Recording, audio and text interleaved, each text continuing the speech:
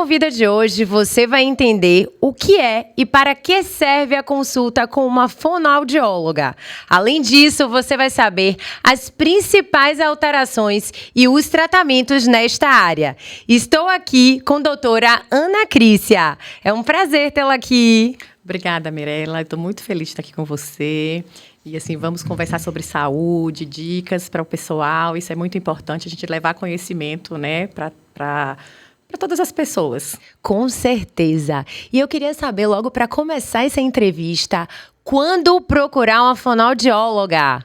Então, a fonoaudiologia tem crescido bastante, né? Então, quando eu me formei naquela época, as pessoas ainda não entendiam muito o que era a profissão e perguntavam, fono o quê? Você faz o quê? Cuida de gago, né? Então, assim, esse conceito mudou, né? E a gente consegue passar o que realmente a gente faz, porque a gente trabalha desde bebê recém-nascido, com o teste da orelhinha, com o teste da linguinha. A gente atende crianças com alterações na fala, com alteração na mastigação. A gente atende idoso com perda auditiva, atende pessoas que trabalham em fábricas, construção civil, expostas a ruídos. Então, pessoas que têm problemas na voz, que querem aperfeiçoar a voz, pessoas que tiveram AVC, que têm sequelas, tanto de fala, quanto também da deglutição.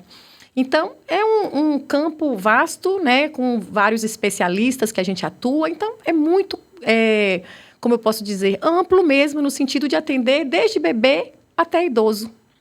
São várias especialidades, né? Dentro da fonoaudiologia, a gente tem a audiologia, que é, inclusive, uma parte que eu amo, que é sobre os exames audiológicos, né, a surdez, a perda auditiva, tonturas, labirintopatias, alterações do equilíbrio, prótese auditiva, que eu trouxe uns modelinhos que eu posso mostrar como a tecnologia tem inovado.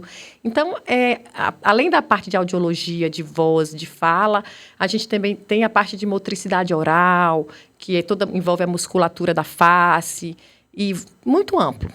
A perda auditiva, ela é específica para o idoso ou gente nova também, jovens, crianças, são acometidas? Olha, pensa muito que só idoso tem, mas pode acontecer em qualquer idade. Inclusive, quando a gente faz o teste da orelhinha nos bebês, já é para detectar, né, se existe ali uma possível perda auditiva. Então, atendo muita criança que quando vem, por exemplo, com queixa de alteração na fala, atraso na fala, qual a primeira coisa que a gente pede?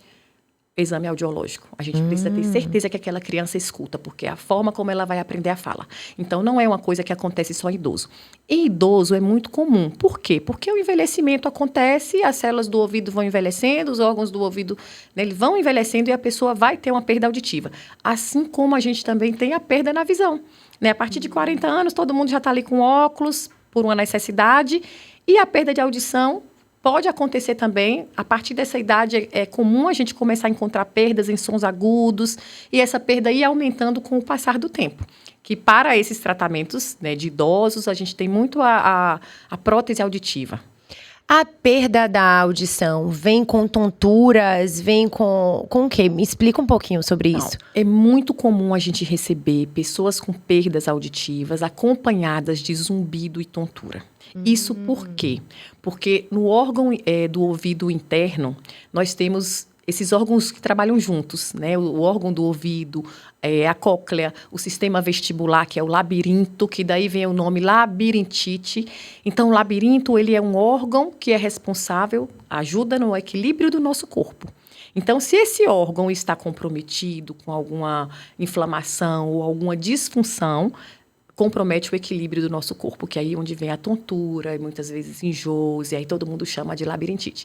Então, que é usada de uma forma errada, porque a labirintite ela é muito rara, e dentro do labirinto nós temos outras alterações, que não é só a labirintite. Inclusive, nós temos a mais comum, que é a VPPB, que é a vertigem postural paroxística benigna. É uma alteração que não é tratada com o uso da medicação. Ela é feita com manobra dentro desses canais do labirinto. Então, vamos entender. O labirinto, ele é um órgão do ouvido, certo? Dentro desse labirinto, esse labirinto ele é composto por canais semicirculares. Quando a gente está com tontura, é porque alguma coisa no labirinto não está legal. Então, as pessoas costumam chamar isso de labirintite.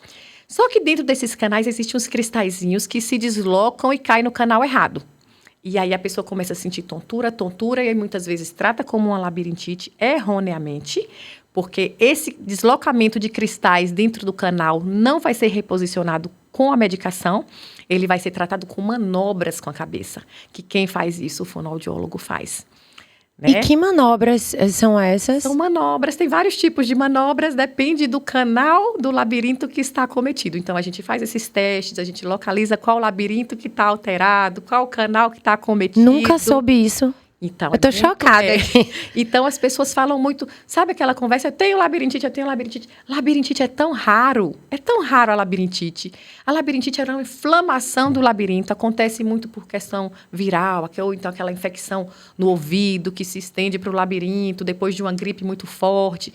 A pessoa com a crise de labirintite, ela muitas vezes vai para um hospital, porque é tão forte, né? Agora, usou a medicação... Melhorou, depois volta. Aí usa a medicação, melhorou, depois volta. Isso não é mais a labirintite, né? Pode investigar outras alterações do labirinto. E a mais comum dela, como eu disse, é a VPPB, que é a vertigem postural paroxística benigna, que acontece muito com as movimentações da cabeça. Quando eu levanto eu fico tonta. Quando eu deito eu fico tonta. E aí, o que causa isso? Eu ia perguntar agora, o que causa isso? Então, várias questões podem causar isso. Falta de vitamina D tem se estudado como uma causa. Alterações hormonais têm sido causa. Estresse, má alimentação, ansiedade, trauma com a cabeça, onde aqueles cristalzinhos vão se deslocar para dentro de um canal errado. Então, nós temos várias causas aí para uma VPPB, que é muito mais comum do que a própria labirintite dita por tantas pessoas. Caramba, eu não sabia disso. Acho que muita gente também não sabe. E os aparelhos hoje, os aparelhos auditivos, a tecnologia melhorou muito, né? Muito. Porque antigamente a gente via aqueles aparelhos enormes, hoje em dia tem gente que usa que a gente nem percebe. Então, o tratamento com o aparelho auditivo tem sido cada vez mais eficaz, mais comum, com conforto, com tecnologia. Antigamente, os aparelhos eram analógicos. Então, como que antigamente regulava um aparelho auditivo? Com chavinha de fenda. Corta grave para cá, corta agudo para lá, aumenta grave para cá. Hoje é tudo digital. Pegamos o exame do paciente, né, uma audiometria bem feita, colocamos no sistema e ajustamos esse aparelho via Bluetooth. Então, conectividade sem fio, wireless, a gente faz essa programação colocando tudo que o paciente precisa, cada caso é um caso diferente, e aí a gente faz uma programação específica para o paciente. O que o aparelho hoje oferece para ele? Trouxe até um modelinho que eu posso mostrar para vocês. Quero ver. Olha lá. Então, existe a pilha, hoje nós temos os recarregáveis, né? Uma tomada, igual o celular, coloca aqui para carregar. Esse verdinho quer dizer que ele já tem mais bateria do que esse. Então, acho que esse parou. Aparelhos recarregáveis, na própria caixinha consegue carregar o aparelho auditivo. Então, carrega à noite, usa durante o dia, carrega à noite, usa durante o dia. Tem aquela carga extra que pode ser aplicada aqui embaixo. Que eu tentar, posso colocar ele? Pode colocar. Eu acho que esse pode ficar mais fácil para você colocar. Tem um outro modelinho. Então, eu trouxe a orelha aqui, deixa eu mostrar nessa. E você vai ver, mas pode colocar na sua, que é muito legal. É um fiozinho bem discreto, cores, a gente tem cores para combinar de repente com o cabelo da pessoa. Pode colocar no seu ouvido que olha você vai só, ver. gente, vou mostrar aqui para vocês como é que coloca. Vou botar agora. É desse lado? Esse vai ser desse lado. Desse lado. Vai dar para pegar, depois você vira o lado, né? Você encaixa atrás da orelha e essa partezinha de silicone você pode encaixar dentro do ouvido. Caramba, tô chocada. Então... É assim? Pode colocar um pouquinho mais para dentro. Posso ir aí para ajustar? Isso aí, tá. Mais um pouquinho dentro do canal. Pode colocar mesmo dentro do canal, como se fosse um fonezinho para ele ficar bem justinho. Assim? Isso. Não dá nem para ver. Não dá para ver. Tá mostrando ele ali? Deixa eu colocar mostrando? só. Deixa eu melhorar rápido. É porque meu... Agora botou. Pronto. Olha aí, pode mostrar na câmera que não vai dar. Gente, não dá para ver. Peraí, deixa você passar para sentar. Olha só, não dá para ver. Não dá para ver que está usando o aparelho. E isso é muito importante, Mirela, porque assim, a estética é uma coisa que preocupa muito as pessoas, né? As pessoas não querem estar com um aparelho grande, visível.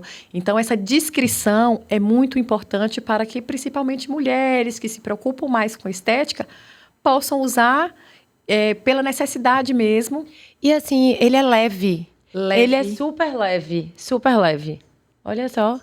Não incomoda em nada. Não incomoda. E outra coisa, ele tem Bluetooth, você pode fazer uma conexão do aparelho auditivo com o celular. Então, isso para muito pequenininho, muito leve, recarregável, Bluetooth. Pode ser baixado um aplicativo também no celular para que o paciente não fique mexendo no aparelho para aumentar volume ou para diminuir. Então, ele faz tudo pelo celular. Estou num ambiente que a informação está baixa, ele vai lá no celular e aumenta. Estou num ambiente que está muito ruído, está muito incomodando, vou diminuir. Então, tem inteligência artificial, uma detecção precisa de fala, principalmente em ambientes mais desafiadores, que são multidão, lugares ruidosos, que o paciente reclama muito quando está em um ambiente onde tem muitas pessoas conversando que não conseguem entender. Então, com o aparelho auditivo, com inteligência artificial de alta tecnologia, eles conseguem ter uma boa compreensão de fala em ambientes desafiadores. Maravilha, que perfeição isso aí. É um alívio, né? E dá uma liberdade para os idosos e as pessoas que precisam. E fora que, assim, a gente tem que pensar também na condição emocional de uma pessoa que tem perda auditiva. Né? Você já imaginou você sem audição? Você se comunica, você frequenta vários ambientes. Então, isso é importante para a gente estar inserido, né? No ambiente social, no ambiente familiar, no ambiente acadêmico, né? Com no trabalho, certeza. em reuniões. Então, a gente tem que estar atento o tempo inteiro. E o idoso, por ser muito comum idoso a perda de audição, nós temos que pensar o quê? Nas questões psicológicas dele, porque o isolamento é uma situação tão delicada, já ser dependente para várias situações. E fala alto, e vê a televisão alta também, né? Sabe o que eu escuto muito no consultório? Que a família, às vezes, não tem paciência, aí todo mundo fala gritando, ou então deixa de falar. E a gente não pode fazer isso com os idosos. A gente tem que trazer os idosos para se comunicar, para ter uma qualidade de vida. É importantíssimo isso. E eu queria saber o seguinte, as crianças têm problemas para usar isso ou não? É super tranquilo? Algumas crianças, por tirar, colocar, quando numa fase inicial, pode acontecer. Né? A gente tem um prendedorzinho que a gente coloca no aparelhinho auditivo e coloca na roupa atrás para evitar da criança perder. Como um óculos também que tem aquela cordinha. Sei. Né? Uma forma de Prevenir a perda do aparelho. Mas, quando bem adaptado, a criança ama. A criança não quer tirar do ouvido, porque aquilo vai facilitar o aprendizado dele na escola, vai facilitar o aprendizado de fala. Quantas crianças chegam no consultório com queixa que não está falando, que não está aprendendo? Quando a gente vai investigar a audição daquela criança, tem ali uma perda leve, tem uma perda moderada. É genético ou é hereditário essa perda? Várias causas. Um bebê pode nascer com perda auditiva por a mãe ter um problema na gestação, pode, uma rubéola, citomegalovírus, toxoplasmose, pode ser genética, pode ser adquirida, nasceu bem e adquiriu de repente ali por uma inflamação que teve no ouvido e outras causas. Né? A mais comum, a causa mais comum de perda de audição é o envelhecimento dos órgãos. E a segunda causa mais comum é o ruído. Ah, o ruído excesso também. de fones, ruídos Isso em que eu ia te trabalho, perguntar. festa. Então, assim... Fone de ouvido. Eu acho que muita gente está me assistindo agora e vai se identificar. Fone de ouvido alto, que todo mundo gosta, vai para academia, motiva, corre. E aí, isso aí é um perigo? É um perigo, porque uso excessivo... intensidade elevada, então acima de 80 decibéis, qualquer pessoa corre o risco ali com o seu ouvido. Mas como é que a gente vai saber isso? Então, quando uma pessoa está usando um fone, que você está do lado, que você está escutando o volume daquela pessoa, já é alto. É um sinal, né? E o desconforto, a gente se habitua, a gente tem que aprender a educar os nossos ouvidos. Né? Então, a gente fica escutando alto sem ter nenhum problema de audição. E a gente tem que tentar educar. No carro também não pode ser alto? Evitar, né? A gente evita o excesso e a frequência dessas intensidades no nosso ouvido. Porque a gente já frequenta festa, a gente está numa festa, vamos tentar ficar um pouquinho mais longe da fonte sonora. Um trio elétrico, a gente tenta ficar um pouquinho mais distante, então a gente não precisa ficar com o ouvido em cima, né, do som. Até porque os artistas mesmos, eles se protegem, né? Você vê que eles ficam com aquele Usa protetor. o EPI, né, que é o equipamento de proteção individual. Qualquer pessoa que trabalha exposta a ruído deve usar um EPI. Essa proteção é importante e essas pessoas fazem um acompanhamento ou anual, normalmente, para acompanhar a audição. Músicos, né, trabalham muito com ruído, Sim. tem fábricas, tem indústrias, né, mineradoras. Então, isso é importante. A gente, dentistas, aquela turbina também ligada, compressor. É importante fazer um ambiente acústico apropriado para um equipamento que, de repente, fica num consultório, usar um protetor. Tudo isso é um cuidado. Claro. Quais os sinais de alerta que os pais devem ter para levar seu filho numa fonoaudióloga? Então, vamos falar de um assunto, inclusive, bem na moda agora, né? Na moda, porque a gente tem recebido muitos casos de autismo. Muitos casos inclusive de alteração de fala, que às vezes não é só uma alteração de fala. Tem muitas coisas ali por trás. Sério? Então, Porque tem muita criança com língua presa. tem também, mas a gente tem recebido um alto índice de autismo em consultório. Eu li que uma a cada 36 crianças nascem com autismo. Foi do É uma pesquisa órgão de saúde CDC, né? CDC, é uma empresa dos Estados Unidos. E isso é verdade. As últimas pesquisas, essa é uma recente que você está falando, tem estudado que uma a cada 36 crianças estão com autismo, né? Quais são as principais hipóteses para essa criança nascer com autismo? Olha, Com tanta frequência. tem se estudado sobre, a ciência tem afirmado que o número de diagnóstico aumentou, porque hoje tem mais acesso às informações. Então, hoje as pessoas, é como se sempre tivesse existido e que hoje as pessoas conseguem chegar aos locais de diagnóstico. O conhecimento sobre o autismo aumentou.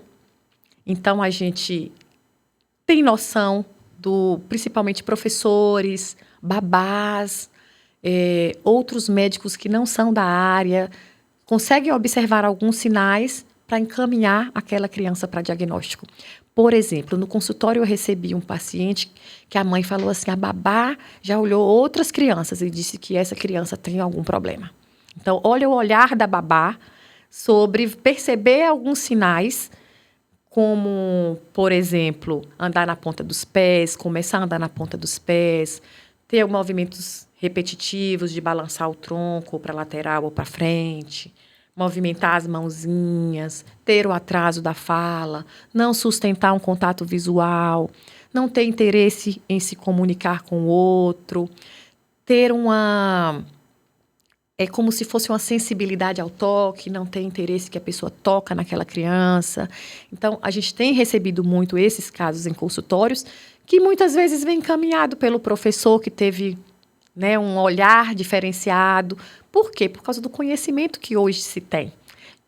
De repente, em outras épocas, isso acontecia e ninguém tinha esse olhar por não ter o conhecimento, né? Então, tem sido a hipótese mais levantada sobre esse aumento do número de casos. Porque é grande. Acesso ao diagnóstico, conhecimento sobre o autismo, e as mais preparadas, pessoas, os especialistas mesmo, mais preparados sobre o caso. Mais estudos hoje também já têm, né, se levantado. Claro. E o que a fonoaudiologia melhora numa criança autista hoje? Eu identifico que a minha filha é autista, o meu filho é autista, levo para você. E o que é que melhora? Principalmente a comunicação que é afetada, né? Então, fonoaudiólogo como um profissional da área da saúde, voltado para as alterações da comunicação humana. E o autismo, ele tem uma dificuldade de interação e de comunicação. Então, esses aspectos, essas habilidades são trabalhadas não só com a fonoaudiologia, mas toda uma equipe multidisciplinar que é necessário hoje. Um TO, psicólogos, entre outros. Musicoterapia, psicopedagogo. Então, hoje se tem uma equipe neuropediatra para acompanhar essas crianças. Claro. E como é que você já deu um diagnóstico desse para uma mãe? Então, o que a gente faz hoje? A gente encaminha para neuropediatra, que é o profissional mais habilitado para essa questão, mas nós fazemos relatórios levantando as possíveis indicações para um autismo. Então, tanto a fono, quanto a psicóloga, quanto o psicopedagogo, nós temos a obrigação de, se observado sinais nessa criança, fazer um relatório, encaminhar para a neuropediatra para que juntos possamos chegar a uma conclusão. Em especial a neuropediatra. Então não é só você, não é só a sua especialidade. Inclusive, a gente passa muito isso para a neuropediatra, que é a profissional hoje habilitada para que, junto com a equipe, defina esse diagnóstico. E como é para receber uma mãe? Você já teve algum caso assim que você possa dividir com a gente? Muitos casos. No primeiro momento tem a negação. O que a gente mais vê, a negação, não aceitação, e depois entra no luto, e não quer aceitar mesmo, quer às vezes esconder da família, dos amigos, dos vizinhos.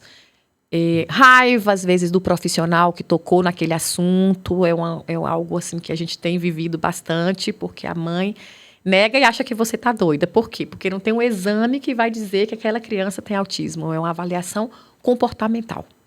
Né? E por ser uma avaliação comportamental, é a nossa avaliação, né, junto com os outros profissionais, e uma negação dos pais. E a criança? Até que a mãe aceite, né? A gente vai... Ela precisa da terapia, ela precisa...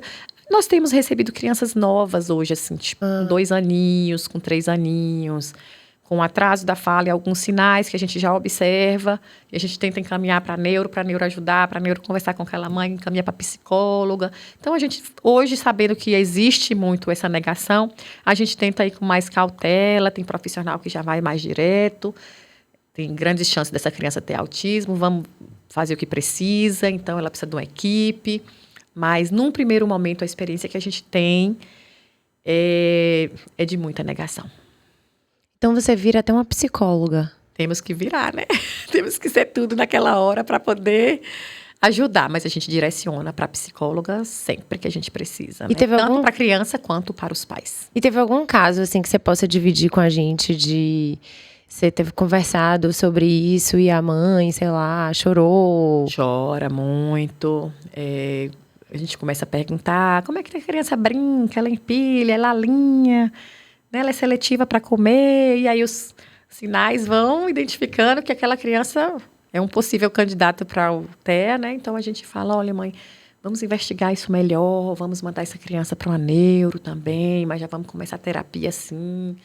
Então, assim, você vê o olhinho cheio de água, e assim, mãe não quer um filho, nenhuma mãe quer uma criança com um problema, mas quando ela vem, a gente abraça, a gente aceita, né? Claro. A gente quer cuidar daquela criança, porque o quanto antes ela cuidar, melhor ela vai se desenvolver. Com certeza. Assim tem sido com os diagnósticos mais precoce. Com certeza. E ele consegue depois falar numa boa, consegue melhorar a fala? Muito. Tem graus, tem os níveis, né? Nível 1, nível 2, nível 3. Quando você perguntou, por exemplo, do diagnóstico, de repente nível 1, que é um nível leve, passava despercebido. Né? Porque tem os sinais mais clássicos do autismo que você bate o olho, você já pensa naquela criança ser autista, mas tem outros casos que, de repente, passava muito despercebido e que hoje, com o conhecimento, não passa mais.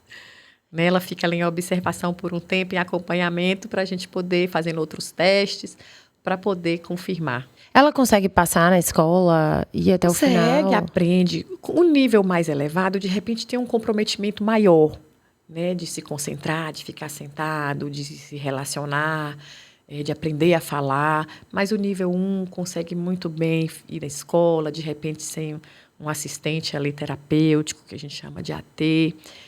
Tem crianças que precisam ter esse auxiliar dentro da sala de aula para poder ajudá-lo. É assim que funciona. É uma luta atrás de luta, né, Ana? Luta atrás de batalha e de guerra. Mas no final, você ajuda muita gente. A intenção é essa, né? Nós formamos uma equipe e a gente tem visto a necessidade disso porque a gente hoje mora no interior. Então, a gente tem a equipe daqui de Salvador, 2 neuropediatras que se deslocam, que vão. Então, a gente tenta montar a equipe com psicólogo, com fono. Hoje, nós somos em 5 fonos lá na minha clínica, para que a gente consiga, e a gente mesmo assim não consegue atender todo mundo. E eu percebo aqui, entrevistando você, conversando já, que você é muito humana, então acolhedora, então eu acho que é um diferencial para quando... Eu tento ser, a gente vê tantas dificuldades e a gente às vezes quer ajudar todo mundo, mas a gente não consegue e a gente tenta. Com certeza, você tá emocionada. Pode chorar, pode chorar. Agora eu quero saber o seguinte, como é que você consegue ser essa profissional, empresária, esposa, dar conta de tudo isso? Mãe, fitness. Fitness. Conta pra gente. Mirela, eu acho que assim, a gente tem que se dedicar, né? Nada é fácil, para ninguém é fácil, para todo mundo é difícil. A gente também não começa do nada, a gente vai começando devagarzinho, a gente tem que estar estudando, a gente tem que estar se apoiando no outro, de repente no marido, na família, na equipe de trabalho. A gente não consegue crescer sozinho, a gente precisa de uma equipe, de uma base. E também estudar, pesquisar, se aperfeiçoar. Eu acho que é isso que a gente vai tentando crescer, né? Nada é do nada, nenhum crescimento é do dia para a noite, né? E assim, essa escolha de fono para minha vida foi bem despretensiosa, mas eu vejo que hoje foi muito acertada, né? Eu queria algo que fosse diferente para poder, né? Eu olhava assim, eu não quero medicina, eu não quero odonto, eu não quero direito, e eu quero esse negócio aqui que eu não sei nem direito o que é. Ai, que massa. Então, chegou um momento que eu tentei até mudar de curso, mas depois não, eu voltei, vou ficar ali. E meu pai, esse curso faz o quê? Não sei como é que eu vou arrumar trabalho para você depois com isso. E depois eu me formei, fiquei desesperada, né? Ninguém sabia direito o que era. Mas, assim, eu sinto hoje um orgulho grande, porque eu acho que na minha região eu trabalhei esse nome fonoaudiologia. Eu fiquei por 7 anos lá sozinha como fonoaudióloga, atendendo toda a micro-região. Então, assim, fizemos um trabalho de crescimento com essa profissão, as pessoas passaram a entender, a valorizar. Hoje, graças a Deus, a nossa região tem muitos fonoaudiólogos para atender em APAE, em clínicas, né? Tanto que na nossa a gente também precisa de outros.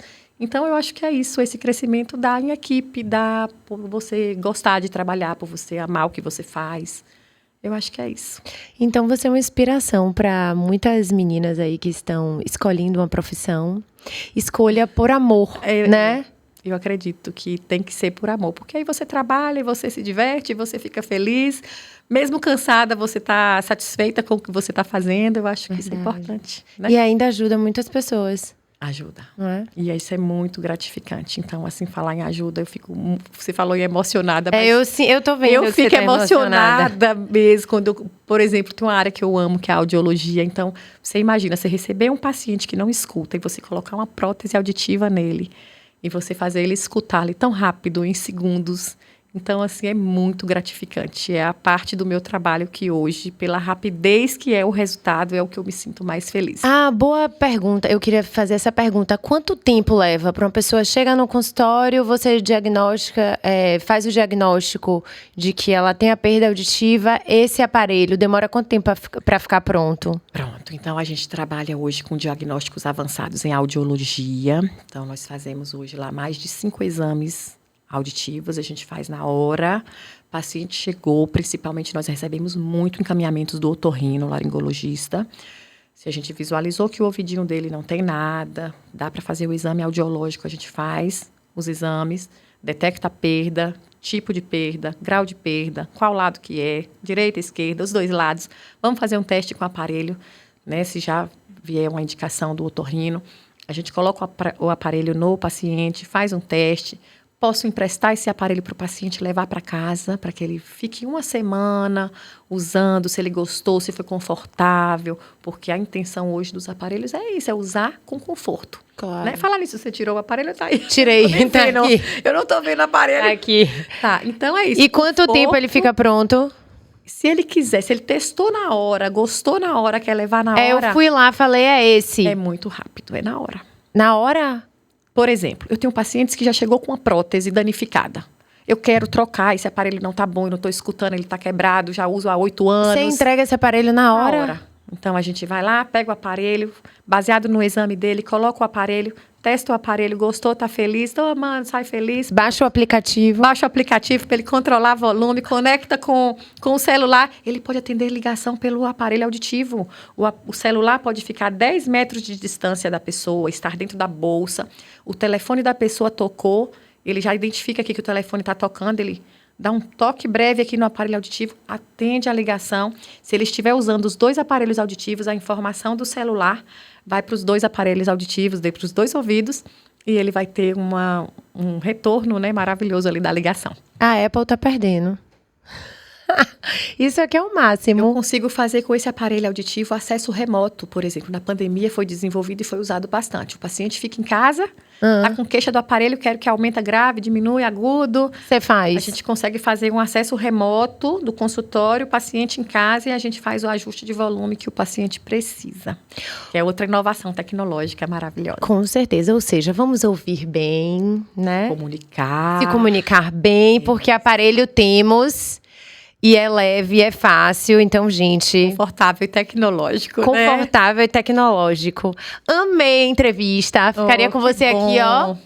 Eu que agradeço. Você é uma fofa. Vamos marcar outras vezes, né? Por favor, eu adorei. Eu tô chocada. Eu não conhecia. Eu falei, meu Deus do céu, olha o tamanho do aparelho, gente. Dá pra ver aí. Então, as pessoas têm ideia do aparelho, aquele antigo, grandão, né? Então, tudo mudou. A tecnologia, ela não para e o mercado tá aí para oferecer tudo de melhor. Tudo de melhor. É verdade, com certeza. E de um limão, a gente faz uma limonada e a gente vive, tem que ser feliz, não é? Certeza. Dependendo das coisas da vida. E é isso aí, gente.